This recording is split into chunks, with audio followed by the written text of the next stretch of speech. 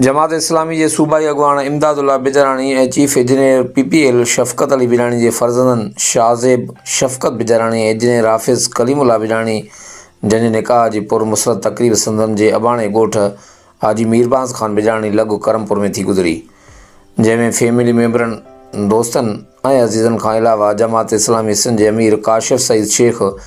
General secretary Jamaat Islami Sindh town Nazim new Karachi Mohammad Yusuf ख़ुसूसी तौर कराची में निकाह की तकरीब में शिरकत कई,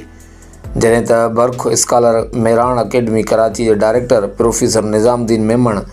जोड़न के निकाह जो खुतबो पेश किया। मौजूद मेहमान में हाफ़िज़ नसरुल्लाह अज़ीज़ चन्ना, खुर्शीद अहमद ख़ान सूमरो, टीओ मोठुल मोहम्मद नवाज़ गोलो, टीओ तंगवानी, उस्ताद अली बिलावल निदवानी, सेठ इंदर लाल, सहाफ़ी जावेद उस्मान बिजराणी ऐं ॿियनि मेहमान वॾी तइदाद में शिरकत कई।